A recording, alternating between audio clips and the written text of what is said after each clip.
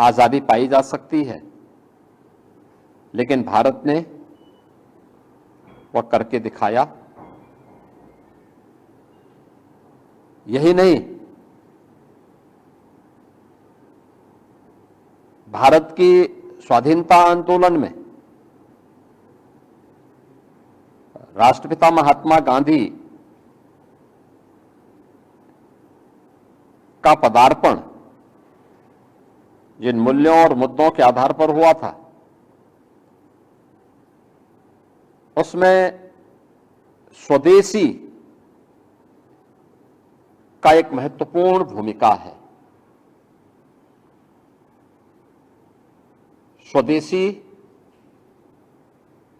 कैसे समाज को एकता के सूत्र में बांधने का कार्य कर सकता है और कैसे विदेशी हुकूमत की जड़ों को उखाड़ फेंक देता है। भारत का स्वाधीनता आंदोलन सत्य और अहिंसा के मार्ग का अनुसरण करते हुए, स्वदेशी का अवलंबन करते हुए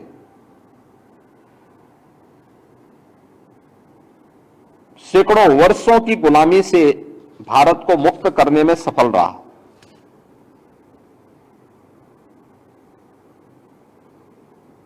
इसके साथ ही राष्ट्रपिता महात्मा गांधी स्वच्छता के भी पक्षधर थे। उन्होंने स्वच्छता के प्रति समाज का आह्वान किया था।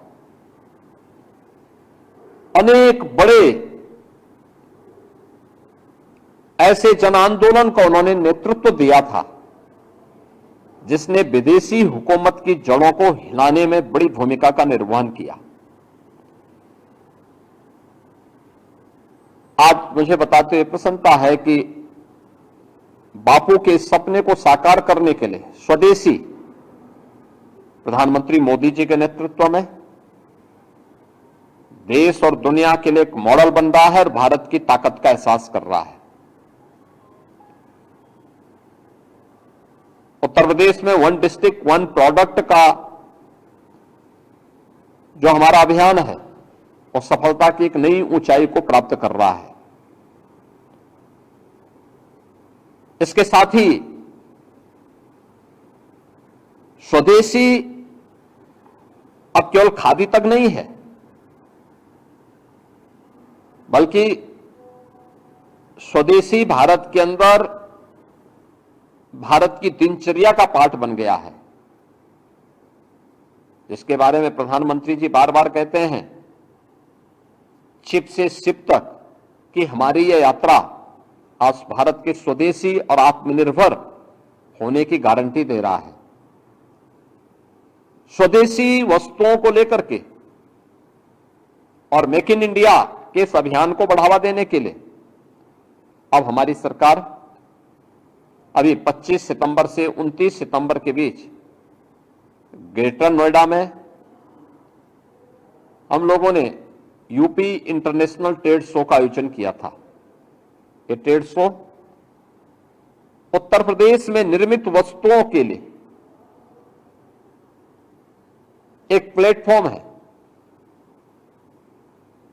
जिसको हमने वैश्विक बाजार तक पहुंचाने के लिए एक बड़े अभियान को हाथों में लिया है और उसका तीसरा संस्करण का उद्घाटन भी प्रधानमंत्री जी के ही कर कमलों से संपन्न हुआ। इसके साथ ही उत्तर प्रदेश के अंदर डिफेंस मैन्युफैक्चरिंग कॉरिडोर, जिसमें ब्रह्मोस मिसाइल भी बन रही है,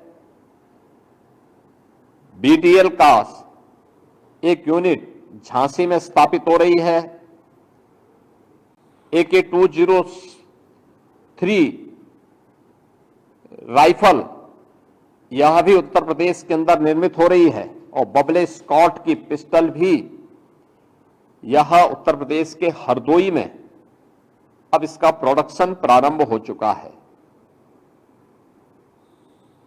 हर एक सेक्टर में उत्तर प्रदेश ने एक नई छलांग लगाई है और दीपावली के पहले हर जनपद में एक बड़े पैमाने पर स्वदेशी मेला यूपी इंटरनेशनल ट्रेड शो की तर्ज पर करने के लिए मैंने विभाग को कहा है। आज गांधी जयंती है, तो गांधी जी की इस पावन जयंती के अवसर पर खादी में उत्तर प्रदेश सरकार 25% की छूट आज से प्रारंभ की है। हम खादी के साथ साथ हर स्वदेशी वस्तु का क्रय करें। पर्व और त्योहारों में अपने मित्रों को, परिवारजनों को, शुभचिंतकों को उसका उपहार दें और भारत के अंदर बनी हुई वस्तुओं का इस्तेमाल करके अगर हम भारत के कारीगर और हस्तशिल्पियों को आगे बढ़ाने में योगदान देते हैं तो यह भारत की समृद्धि का कारण बनेगा और भारत के अंदर स्वरोजगार और रोजगार को भी आगे बढ़ाने में मदद करेगा। दूसरा, स्वच्छता का अभियान। जो स्वच्छता राष्ट्रपिता महात्मा गांधी को सबसे अधिक पसंद थी। प्रधानमंत्री जी ने स्वच्छ भारत अभियान के माध्यम से इसे एक नई ऊंचाई दी। हर घर शौचालय, 12 करोड़ परिवारों को एक एक शौचालय बन गया।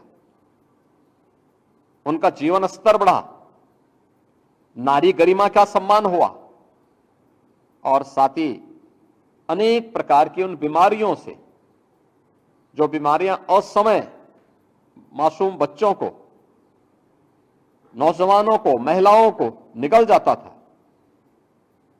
उनकी रक्षा भी हुई और साथ साथ उनकी बचत भी हुई। स्वच्छता हमारी पहचान बन चुकी है, भारत का एक ब्रांड बन चुका है। तो स्वच्छता का एक कार्यक्रम भी राष्ट्रपिता महात्मा गांधी ने है। गांधी जी के उन सपनों को जो उन्होंने देश की आजादी के आंदोलन के दौरान देखे थे, उन सपनों को साकार कर रही है डबल इंजन की सरकार। आज राष्ट्रपिता महात्मा गांधी की इस पावन जयंती के अवसर पर मैं उनकी स्मृतियों को नमन करते हुए प्रदेशवासियों की ओर से विनम्र श्रद्धांजलि अर्पित करता हूं। आज ही देश के द्वितीय प्रधानमंत्री स्वर्गीय लाल बहादुर शास्त्री जी की भी पावन जयंती है। वे देश के स्वाधीनता संग्राम सेनानी में अग्रिम पंक्ति के सेनानी थे। बापू के प्रखर अनुयायी थे। स्वदेशी और स्वावलंबन के पक्षधर थे। भारत की कृषि आत्मनिर्भर हो, यह मॉडल सरदार लाल बहादुर शास्त्री जी के द्वारा ही देशवासियों को दिया गया। जय जवान जय किसान